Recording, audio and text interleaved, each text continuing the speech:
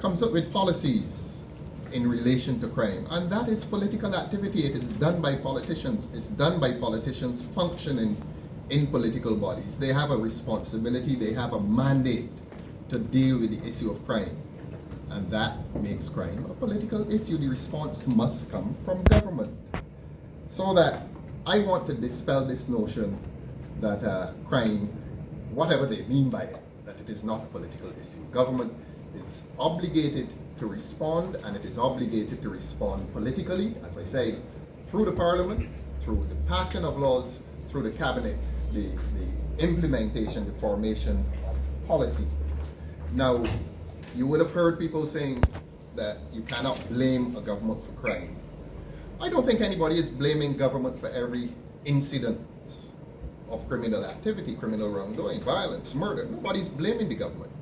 There's a difference between blaming a government and asking a government to accept responsibility.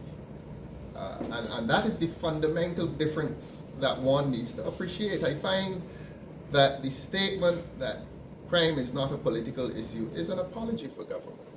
And it's an apology for government's inactivity. It is an apology for government's failure to properly respond to the issue of crime. And I will repeat, government has a moral, legal, and political obligation to deal with the question of crime through the parliament, passage of laws, through the cabinet, through the implementation of policy. Now, something happened within the last few days which must be of great and grave concern to Barbadians. We heard the Prime Minister announce that there's to be some new unit within the police service to deal with crime.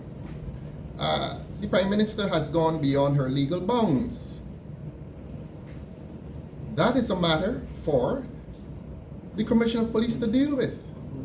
But here are her apologists telling you that crime is not a political issue, but this country's premier politician is speaking of policies which relate to the resolution of crime. So there's a lot of inconsistency, a lot of contradiction. But the point I wish to make is this, and I repeat, that the Prime Minister is beyond her legal bounds when she makes this announcement as to how the police force shall function. The Prime Minister does not have that power.